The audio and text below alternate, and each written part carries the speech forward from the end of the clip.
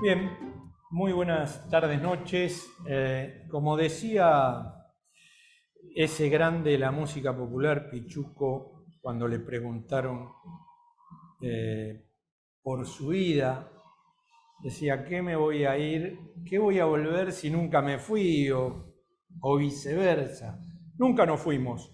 Estuvimos enero y febrero con usted repitiendo lo que concebimos con Eduardo, que fue lo mejor del año pasado. Y aquí estamos nuevamente en políticas de Estado. en un año Movidito parece, ¿no? movidito, ¿no? Sí, nosotros yo creo que nos tenemos que plantear este año, y lo quiero compartir con quienes nos ven, una ida y vuelta de un movimiento intenso de la política argentina. Esto es políticas de Estado.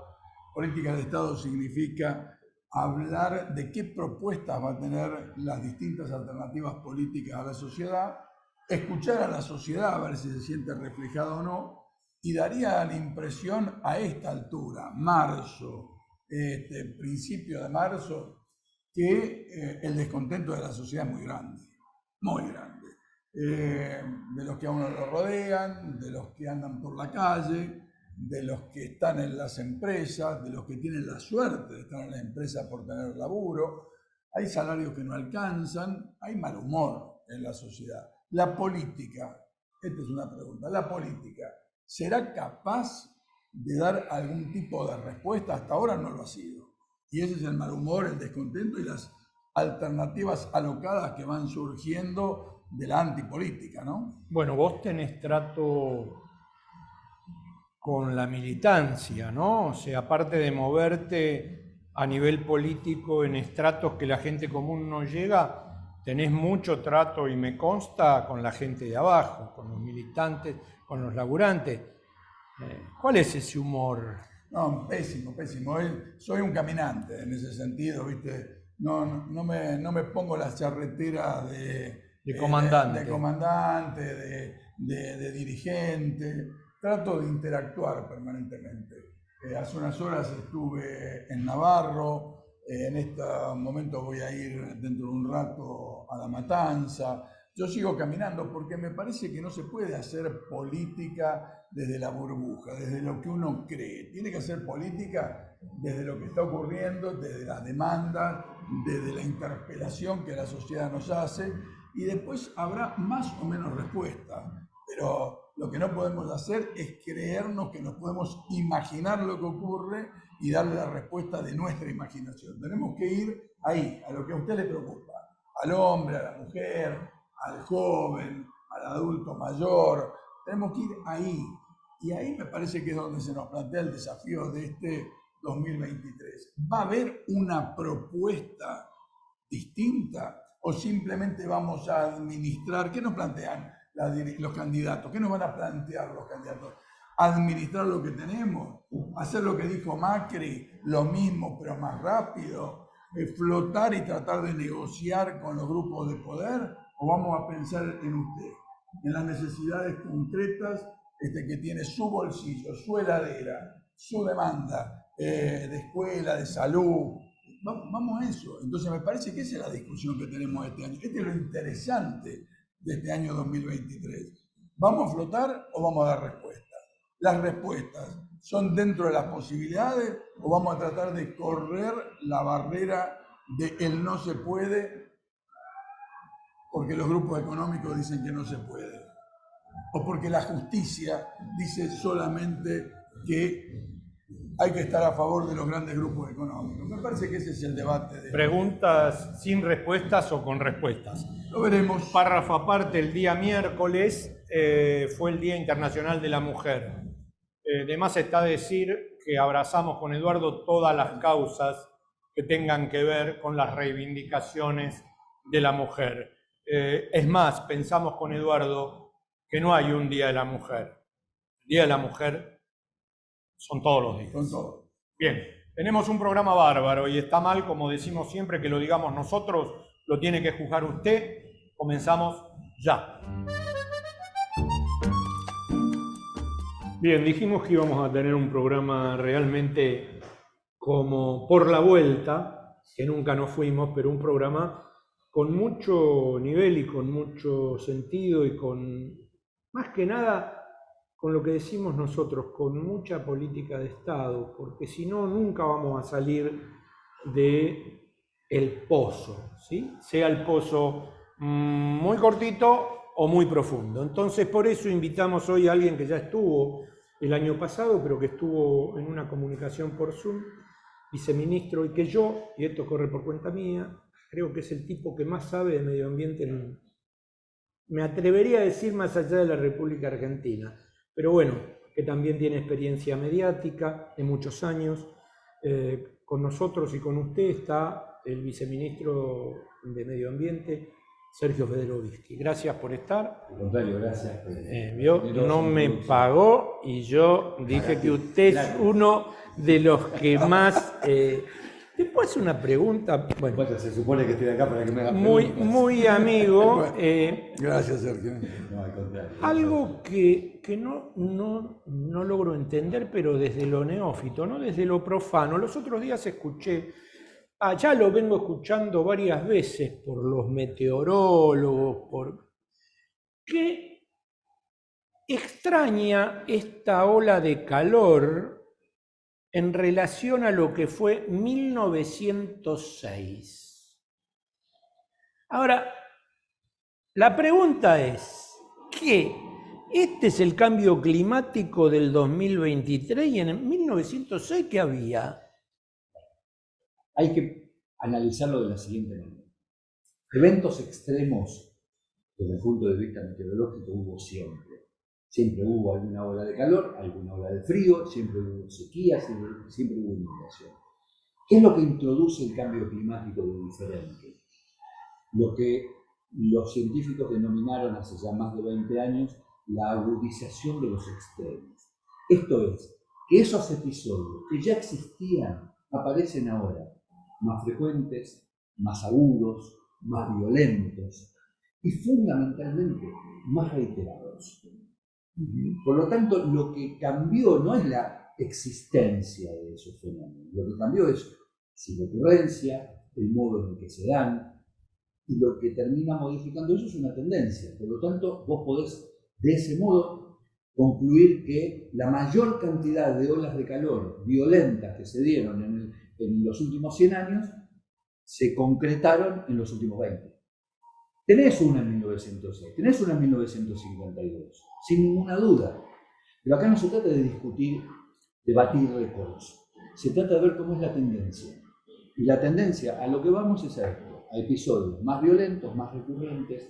Por eso tenemos sequías, tenemos una brutal en el 2018, tenemos una brutal ahora que ya lleva prácticamente 3 años consecutivos. Y es muy probable que salgamos de esta sequía y tengamos un proceso muy violento de inundaciones por fuera de lo común. Se da ese tipo de extremos variados, o sea, sequía, inundación. Tiene una explicación. Frío intenso, calor intenso, hay ese tipo de sistémica, que es la siguiente.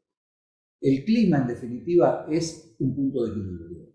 Ajá. Siempre. Ajá. Lo que ocurrió en los últimos 30 o 40 años, como resultado del calentamiento global, de la acumulación de gases de efecto invernadero, etcétera, etcétera, es la ruptura, o si se quiere, la puesta en riesgo de ese equilibrio.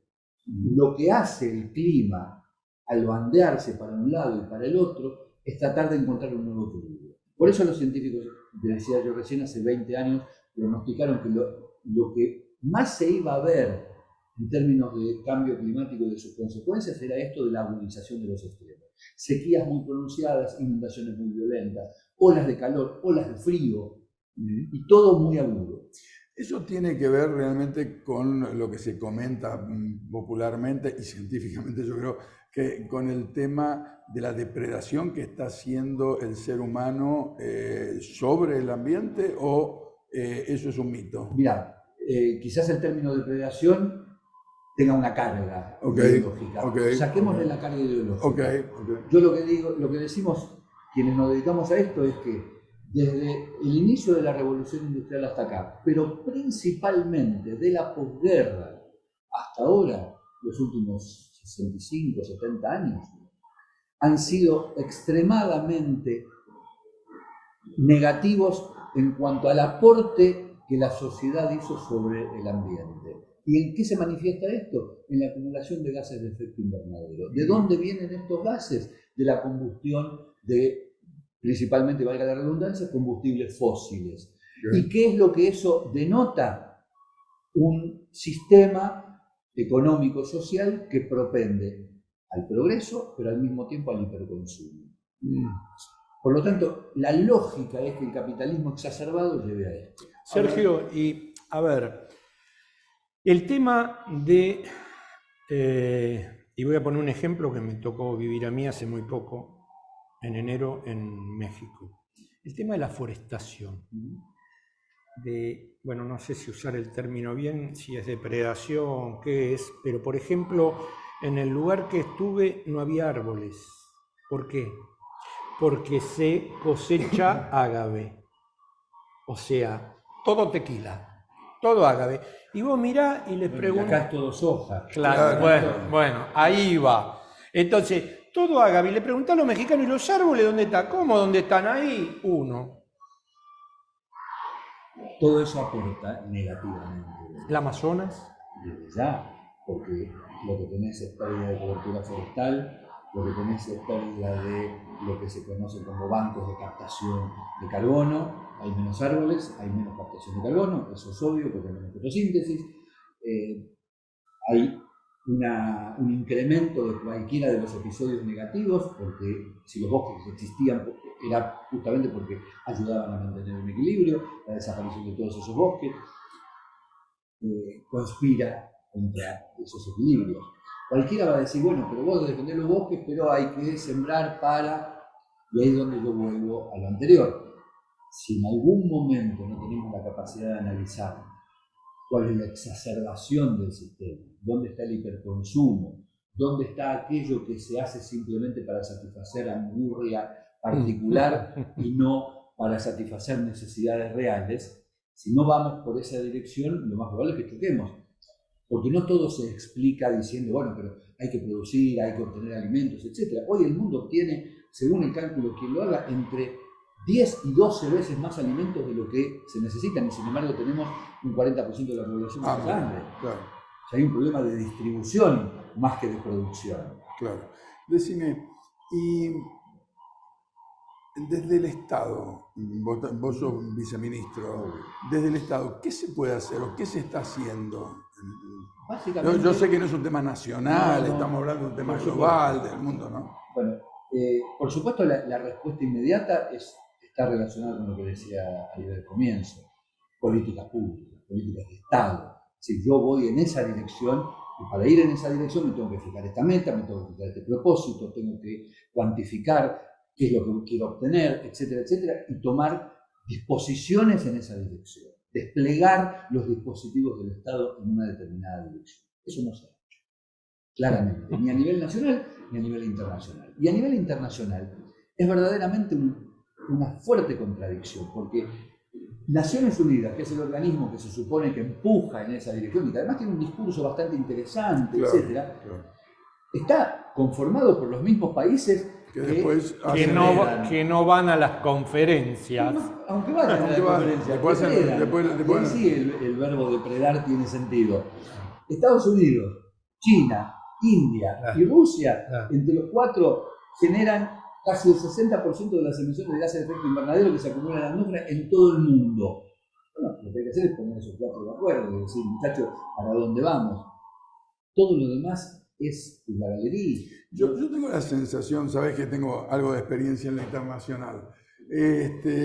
Yo tengo la sensación que mucho de lo que se discute o se habla en las conferencias, los encuentros, cuando volvés al país, no existe la realidad, ¿no? Lamentablemente es así.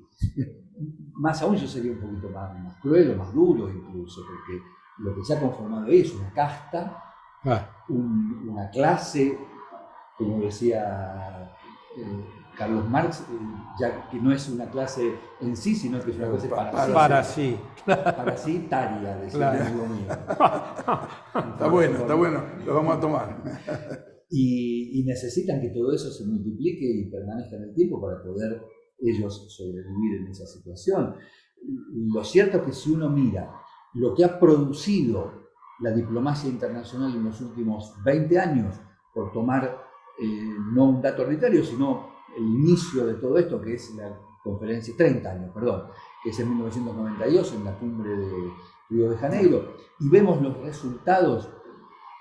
Todos los indicadores en materia ambiental están empeorados. O sea que la tendencia sigue en desmejorar claramente relación entre la producción y el perdón la hábitat. autorreferencia, yo hice un documental sobre el tema del cambio climático, que se llama Punto de No Retorno. Sí. Inicio el documental diciendo textualmente que desde que los estados, a través de Naciones Unidas, empezaron a ocuparse del tema, las emisiones de gases de efecto invernadero crecieron más que nunca. Ahí hay un fracaso, a todas luces.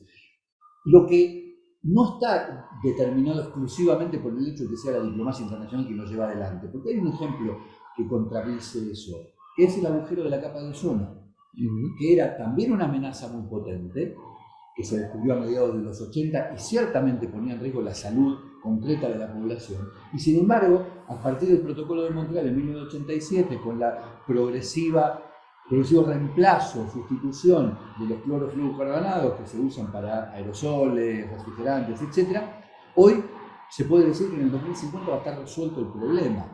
Quiere decir que es posible, pero hay una condición, que es que el mercado autorice, entre comillas, la solución a... ¿El mercado somos nosotros, son quienes están viendo, quienes consumimos, o el mercado son los un poquito menos ingenuo y claro, el mercado es el mercado. Los que manejan el lobby. El lobby petrolero, bien, para decirlo en bien, castellano antiguo, bien. el lobby petrolero no tiene ningún interés en que se resuelva el problema del cambio climático, porque son suicidas, porque son locos o porque piensan en su bolsillo exclusivamente, por lo que sea, o por las tres cosas juntas. Bien. En cambio, el mercado, no nosotros, sino el verdadero mercado, encontró una sustitución que no puso en riesgo el negocio para darle una solución al agujero de la capa de ozono. En cambio, el mercado no ha encontrado una sustitución que mantenga el negocio para el lobby que sostiene todo esto. Yo tengo una pregunta en este sentido. Me parece que hay cosas que se vienen degradando en materia de ambiente en mucho tiempo, y sobre todo en la cultura de los que tenemos que tomar conciencia de que hay cosas para hacer, porque a lo mejor el hombre, la mujer, el pibe, la piba que nos están escuchando dice, ¿qué puedo hacer yo? Bueno, cada uno podemos contribuir mínimamente en algo, sí. Y a su vez, si tomamos conciencia, podemos exigirle al Estado medidas coercitivas sobre aquellos que yo soy bastante crítico de esa mirada. Bien. La cuestión. De hecho, escribí un libro que se llama El Nuevo Hombre Verde, que lo que dice que el Nuevo Hombre Verde es una creación del sistema, del statu quo, para echarle la culpa al ciudadano por no resolver las cuestiones que hipotéticamente nos permitirían encontrar la solución a través de una sumatoria. Vos apagás la luz, él apaga la luz, yo apago la luz, entonces algún día todos vamos a apagar la luz a tiempo y ya no va a haber más mal gasto. Eso es falso. No existe. Eso es falso. Eso es falso.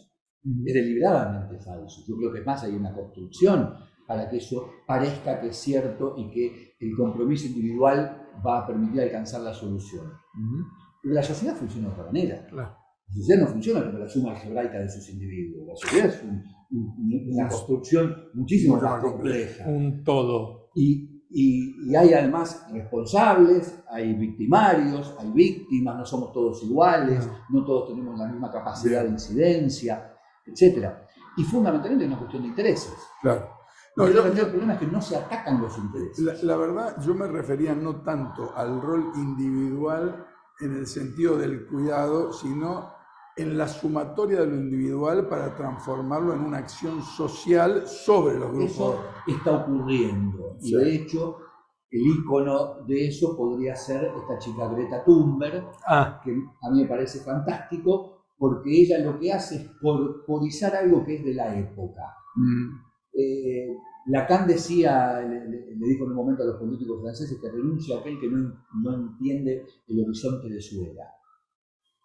Aquel que no entiende cuáles son los valores de la época termina fuera de escala, fuera del pizarrón. Y esta época, el siglo XXI, está delimitada conceptualmente por dos valores. Uno es la igualdad de género y otro es el ambiente. Y ahí sí coincido con vos. Creo que progresivamente, en la medida en que se lo internalice, en la medida en que cada uno entienda que las cosas hay que hacerlas de determinada manera y no de otra, quienes quieran seguir haciendo las cosas de la manera antigua se van a encontrar con un límite social. Y en eso, por ejemplo, la interacción entre ustedes, el Ministerio, con el Ministerio de Educación, con Ciencia y Tecnología, hay una búsqueda de sinergia. Cada vez más, todavía falta mucho en eso, todavía falta mucho para entender que, o para traducir en políticas concretas el hecho cierto de que la política ambiental, como casi ninguna otra, no puede ser encapsulada, no puede ser parte solamente de un estamento del Estado. Si no intervienen yendo en la misma dirección distintos actores del Estado y de la sociedad y de la producción, etcétera, etcétera, no hay manera de tener una política ambiental. No alcanza a tener un ministerio para tener una política ambiental, porque en lo ambiental interviene lo social, lo económico. Es más, hay pensadores que dicen que lo ambiental como tal no existe. Lo que es un problema ambiental es simplemente la consecuencia de una decisión política determinada, de una decisión económica determinada. Yo tomo una decisión en materia de política económica y eso me da como resultado un escenario ambiental X. Citaste a Greta Thunberg.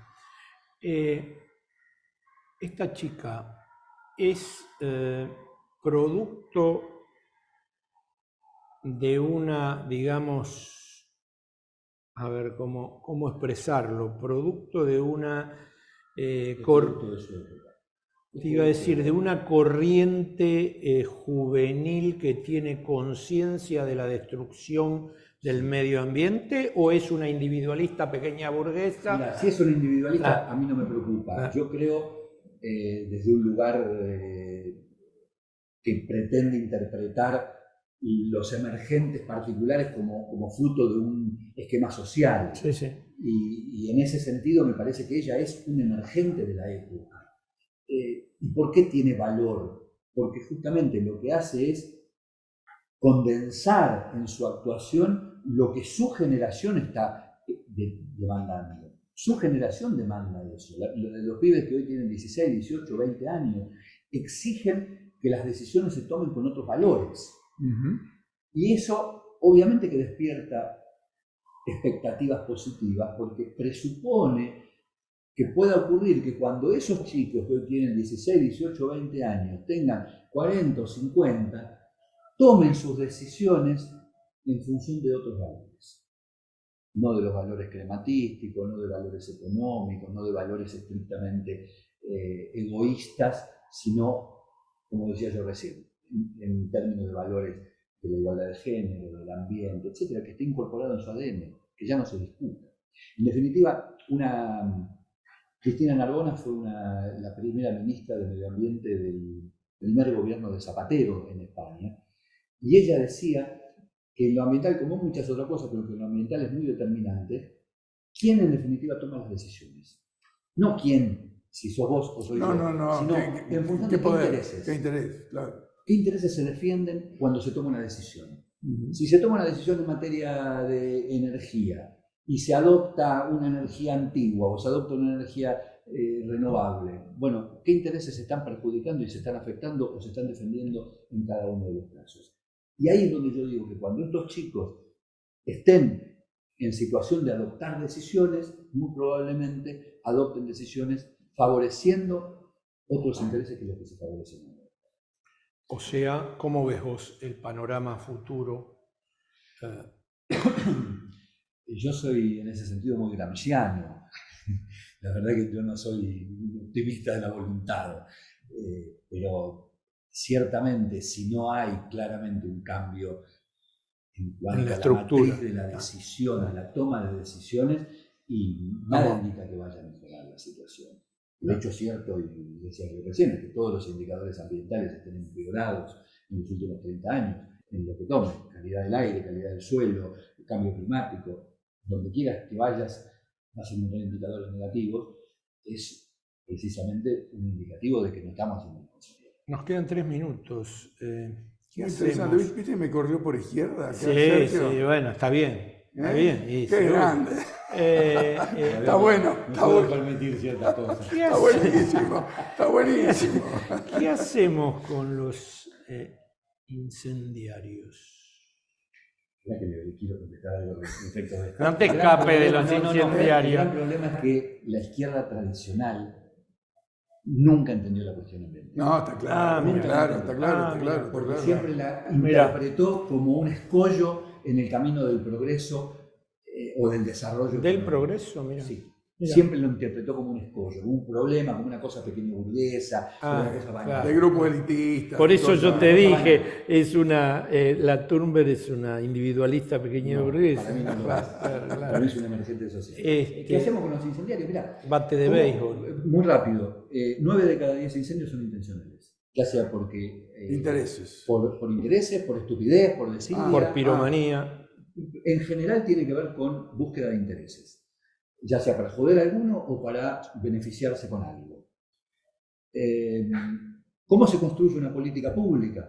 Con todo, como decíamos antes, con un despliegue de todos los instrumentos y dispositivos que tiene el Estado. El Poder Ejecutivo tiene hoy un Plan Nacional de Manejo del Fuego que, estoy muy orgulloso de esto, nunca tuvo en materia presupuestaria, en materia de pertrechos, en materia de recursos, en materia de recursos humanos, etc. Y hay que seguir mejorándolo, sin ningún tipo de duda. El Poder Legislativo nos dio una herramienta para tener independencia financiera y que el Plan Nacional de Manejo del Fuego se abastezca económicamente de modo independiente y siempre tenga recursos. ¿Y el Poder Judicial? Claro. Bueno, ese es un agujero negro que tiene la democracia, ¿no? Claramente. 40 años. Este Claramente. año cumplimos 40 años. Claramente. En este momento en la Argentina rige una emergencia ígnea declarada por el presidente de la Nación hace más de 2 años. En ese contexto, cualquier acción que utilice el fuego en cualquier circunstancia, salvo que tenga autorización expresa, es un acto criminal. No. ¿Dónde están los jueces persiguiendo a quienes prenden fuego diariamente? ¿Dónde está el piloto? ¿Dónde están los jueces? Sergio, Gracias, Sergio. realmente No, al contrario, gracias es a un ustedes. verdadero placer. Celebramos que hayas venido aquí a charlar con nosotros. Es un Y- orgullo que él me haya dicho que lo corrí por izquierda. Bueno, él sabrá por qué dice esas cosas. Ustedes entienden, yo estoy lejos de ahí. No, en serio, Sergio, gracias. Gracias, gracias. Y bueno, y esperamos que no sea la última vez que estés en política de Estado. Cuando me ¿eh? inviten a que Es un tema central. Ah, ¿cómo? Nos vamos a la pausa y a la vuelta le vamos a contar. La semana que viene en un cacho de cultura vamos a tener un autor y un director y actores de una obra que realmente usted merece verla. Máximas para mi hija, San Martín de su puño y letra, inspirarle gran confianza y amor a la verdad. Este puerto que es una parte fundacional de nuestra historia como región. En este lugar emblemático desembarcó ese sable. Lo más seguro es empezar por el corazón, ser sensible con los insectos, cuida el que tenés al lado. Ciudades. No hay un puerto que crezca si no crecen las 2 ciudades que lo están cobijando. Porque es lindo que el puerto crezca, pero que crezca a la par de ciudades que le ponen todo y no le mezquinan nada para este gran crecimiento portuario que vamos a tener. Esta es mi esperanza, la conciencia el mejor juez, inspírale sentimientos de indulgencia y libertad, la amistad y las letras son las llaves maestras. Los felicito y les agradezco porque construyendo día a día con estos mensajes, poniendo cada eslabón de su actuación, es que nosotros podemos ir construyendo esa patria todos juntos y así lo hacemos. Una vez más, habremos honrado su memoria. Muchas gracias.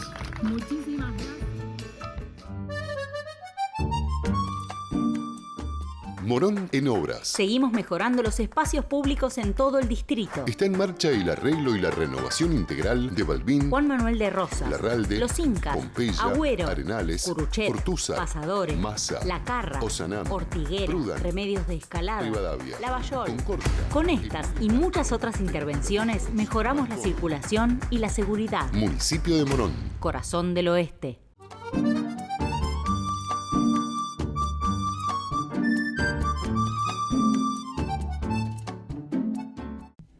Acompaña a Política de Estado Puerto La Plata, un importante nodo logístico para los sistemas productivos de la región. Un puerto en continuo desarrollo. Puerto La Plata, el puerto del futuro.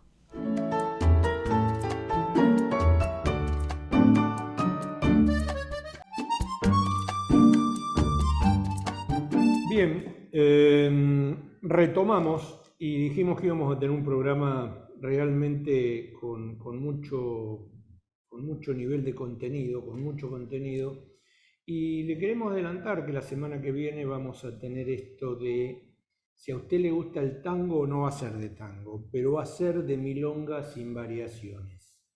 Y precisamente vamos a tratar de que esté en el programa el autor de esta obra teatral, que creo que el invitado tuvo la oportunidad de verla, como la vi yo.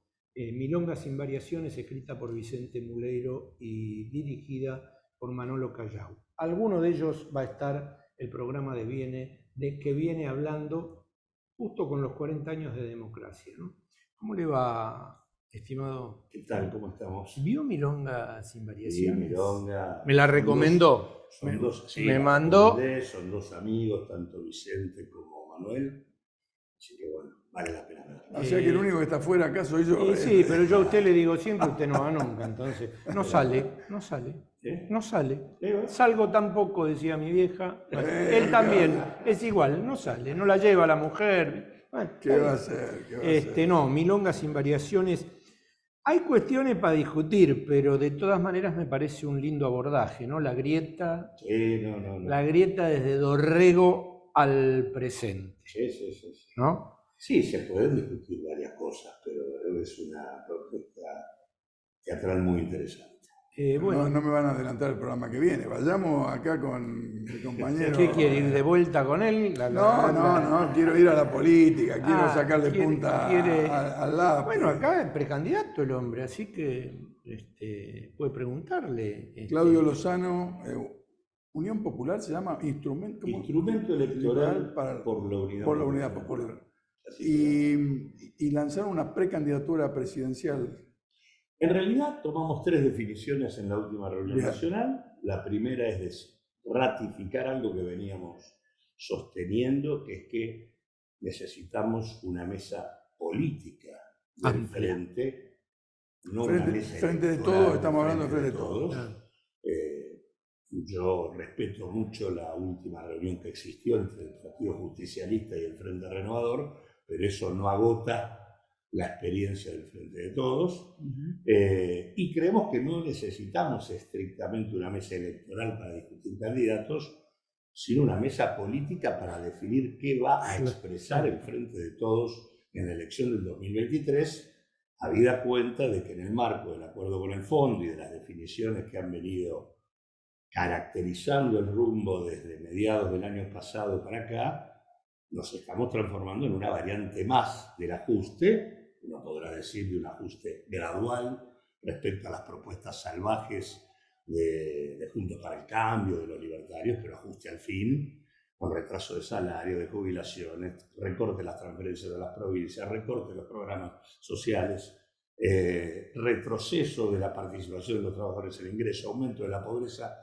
Bueno, es un escenario que le va quitando contenido popular a una alternativa que nació de otra manera.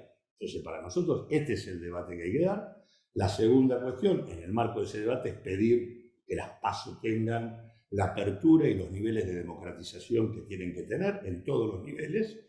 Y la tercera, sí, fue plantear o nominarme a mí como precandidato en las PASO a la presidencia de la Nación. ¿Podemos darle alguna vueltita a los 3 puntos? Sí, claro. Mira, yo no voy a ocultar que tengo participación activa en el Frente de Todos, en el armado electoral del 2019, y no me voy a sacar la responsabilidad en la parte mínima que me toca de lo que está pasando. Digo, y esto ya va un poco, no en chicana de lo que decís, sino complementario. Al no existir un funcionamiento del Frente de Todos, que es lo que decís vos, es muy difícil sentirte parte de lo que ocurre todos los días. Una cosa es en el armado electoral, y ahí tenemos una responsabilidad. Pusimos nuestra personería, todos, armamos, discutimos un programa. Sería bueno que miremos a ver qué se hizo y qué es lo que no se hizo de ese programa. Las jornadas que hicimos en medicina, los distintos grupos que trabajaron. A mí me parece que, por eso comparto lo que decís, Claudio. No estamos hablando solo de qué hacer, en qué vamos a poner el acento en la próxima campaña, sino qué hicimos, qué prometimos, qué hicimos, qué debemos, qué podemos hacer para adelante, porque si no, todo igual, todo va lo mismo, y la verdad creo que no somos lo mismo. Un frente es una alianza de partes que pensamos parecidos, pero que no en todos pensamos igual, entonces tenemos que tener un ámbito para discutirlo. Sí, nunca existió, hubo en el comienzo algunas propuestas de institucionalización del frente que lamentablemente no prosperaron. Creo que eso además, por lo menos para nosotros, fue la razón principal que le quitó fortaleza, potencia, y que además terminó transformando el gobierno en muy permeable a presiones de los intereses que siempre existen a la hora de definir políticas. No hubo nunca, o sea, fuimos un interesante acuerdo electoral, no hubo nunca una mesa política que discuta nada. Es más, lo que se juntó hace 2 semanas, esa reunión entre el PJ y el Frente Renovador, es lo que de manera irregular existió siempre. Y en realidad, por lo tanto, tiene mucho que ver con lo que nos trajo hasta acá. Y por eso lo que se resolvió ahí, la verdad que no se resolvió nada. Porque decir que vamos a hacer una comisión para ir a pedirle a Cristina que efectivamente sea candidata y decir que vamos a ir a las PASO, la verdad que para eso no había que hacer ninguna reunión. Todos en el Frente repudiamos la condena o el intento de inhabilitar a la prohibición presidenta, y todos estamos de acuerdo en que haya PASO. Así que la verdad que no había nada que discutir sobre esos temas. Ahora, efectivamente, la mesa política del Frente nunca existió. Pero ese es un tema aparte que, para los que militamos en política, los que nos entusiasma la política, si vos no tenés un ámbito para discutir, para pensar qué hacer y para coordinar el hacer, digamos, ya sea en el gobierno o en el llano, porque no siempre uno está en el gobierno, uno puede estar en el gobierno o en el llano, pero uno diseña políticas y se pone a trabajar en eso. ¿Por qué se dio públicamente las discusiones? Las discusiones se dan públicamente porque no había ningún ámbito donde se sintetizara nada. Entonces digo, yo ocupé un cargo en el Frente como director del banco, tuve algunas definiciones mientras estaba en ese cargo y aparecían planteos que decían, pero ¿por qué hablas si estás ahí? Digo, la verdad que uno termina hablando cuando nunca te llamaron a discutir nada. Y eso iba desde las cuestiones que me involucraban directamente en la tarea que hacía, hasta cuestiones que tenían que ver con mi fuerza política y que estaban de alguna manera en conflicto con las decisiones que tomaba el gobierno. Si uno tiene un ámbito donde resuelve, bueno, vos das la discusión y te la bancás. Pero, ahora, si no tenés ningún ámbito... Pero aparte... te digo, un caso central, yo fui el que instalé la problemática de Vicentín. Eso iba a decir, ¿no? Eso iba a decir. Y la verdad que cuando se resolvió lo de Vicentín, nunca me preguntaron nada.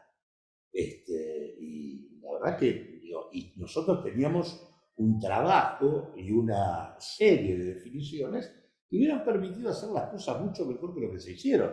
Ahora, no hubo ninguna consulta de nada. Es más, en algún momento cuando tuve alguna conversación me dijeron que no iban a hacer nada y de repente luego apareció la expropiación, nadie sabía cómo había aparecido eso, cuando los que estábamos involucrados y que recomendábamos que para expropiar había que hacer un conjunto de cuestiones previas, bueno, nadie nos preguntó nada. O sea que desde cuestiones, digo, más directas hasta cuestiones más alejadas de lo que yo hacía en el cargo en el que estaba, la verdad nunca se pudo discutir nada en ningún lugar.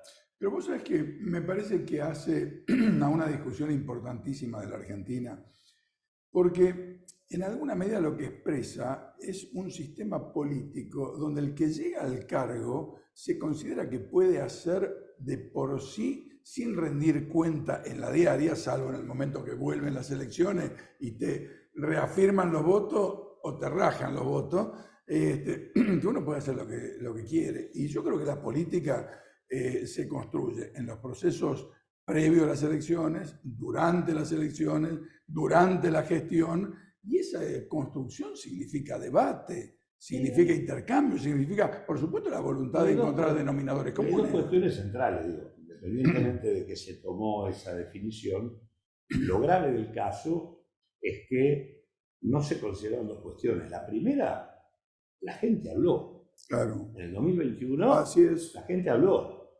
Fuimos todos juntos, tanto que se plantea el tema de la unidad, y todos juntos perdimos.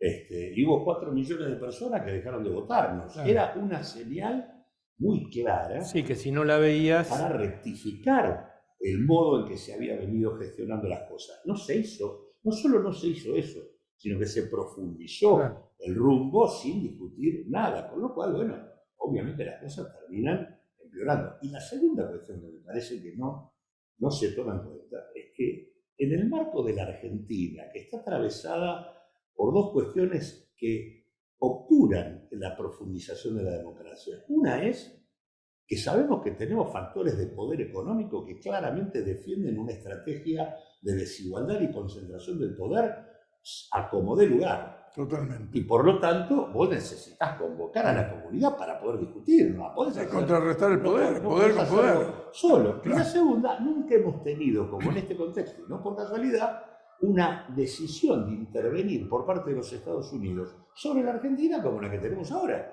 Digo, con semejante cuestión puesta arriba de la mesa, cortarte solo, sin convocar al conjunto, ni convocar a la sociedad, la verdad es que es casi... Te agrego un tema, simplemente yo sé que vos, poder de síntesis a veces en el tema de la comunicación, pero grupos concentrados económicos que quieren defender sus privilegios en la distribución de la riqueza y con una justicia servil, digamos, a eso, te quería agregar el tema de la justicia, porque es servil justamente a eso. Ahora, esto que planteaste, aparte yo siempre digo, ¿no? ¿Por qué no vas a poder hablar? A ver, como si vos fueras de otro lugar, o de otro ámbito político, o de otra, fueras del PRO, ¿por qué no podés hablar adentro del mismo esquema?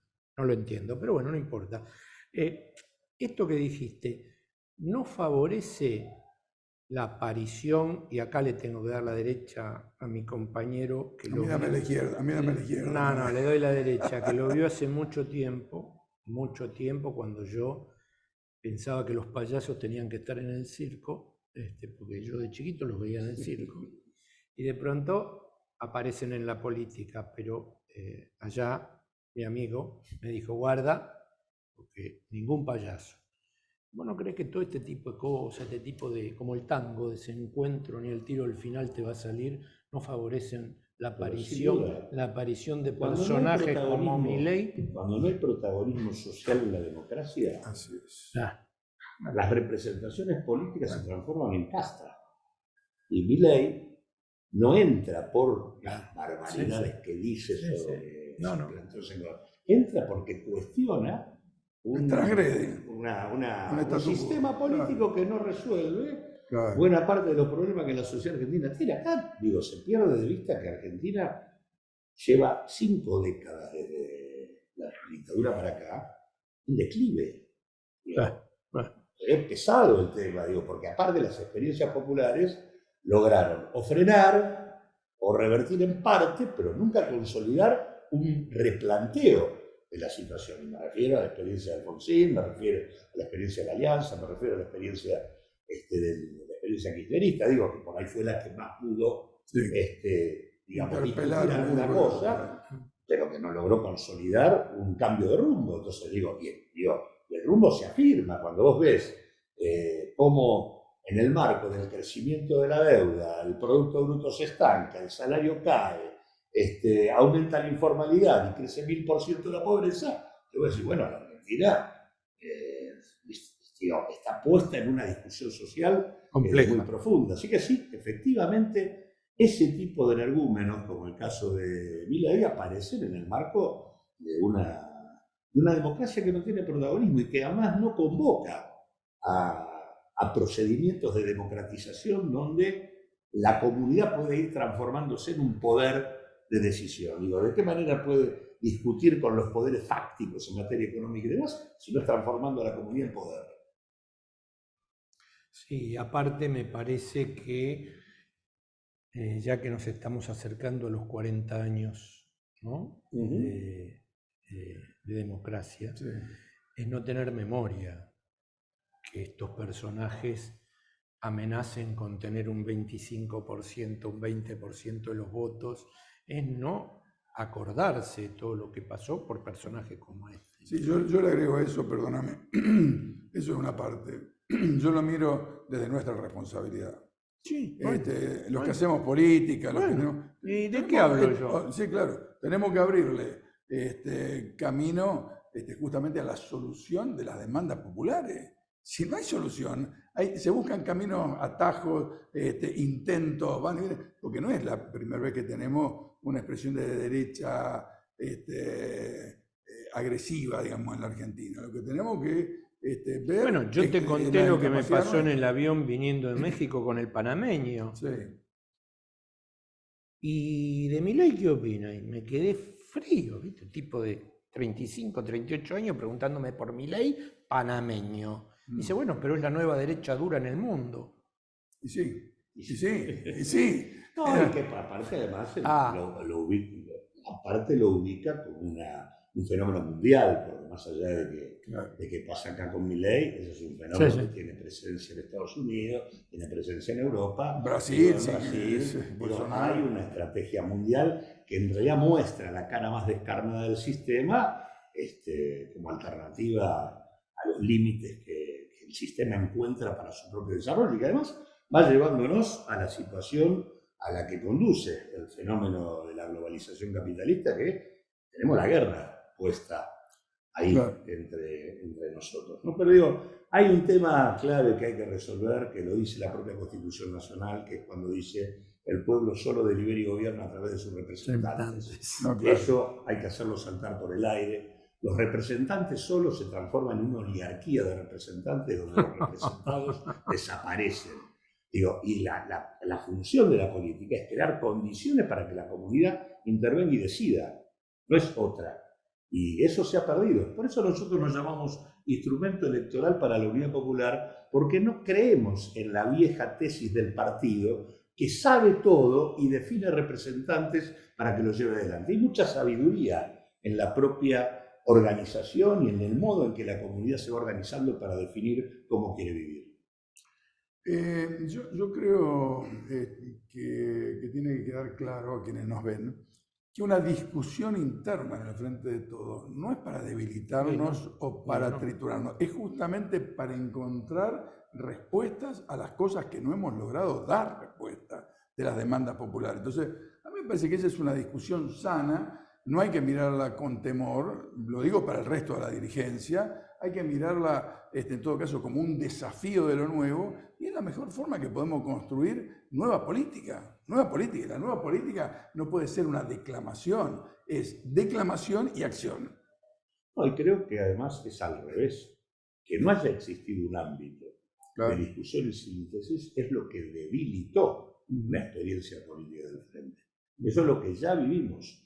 A punto tal de esto que yo creo a partir de la conducción casi central del gobierno por parte de Massa, nos hemos ido transformando en una variante más del ajuste. Aparte, nosotros hemos sido los que dijimos con claridad de entrada, este acuerdo con el fondo es un acuerdo inflacionario.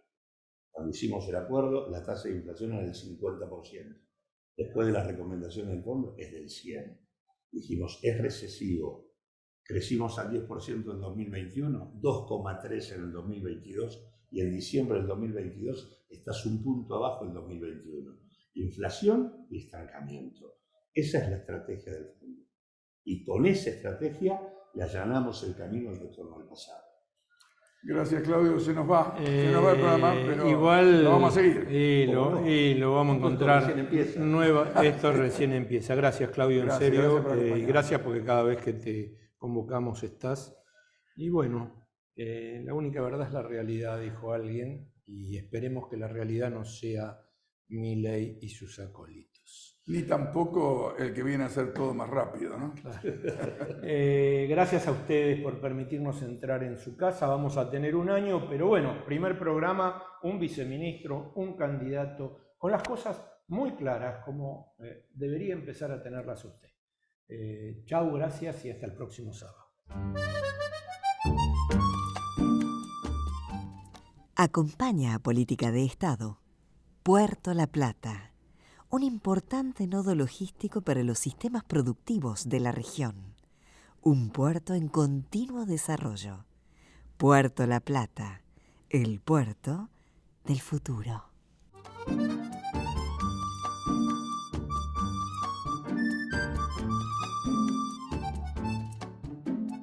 Morón en obras. Seguimos mejorando los espacios públicos en todo el distrito. Está en marcha el arreglo y la renovación integral de Balbín, Juan Manuel de Rosas, Larralde, Los Incas, Pompeya, Agüero, Arenales, Curuchet, Ortuza, Pasadores, Massa, La Carra, Osanam, Ortiguera, Prudán, Remedios de Escalada, Rivadavia, Lavallol. Concordia. Con estas y muchas otras intervenciones mejoramos la circulación y la seguridad. Municipio de Morón. Corazón del Oeste.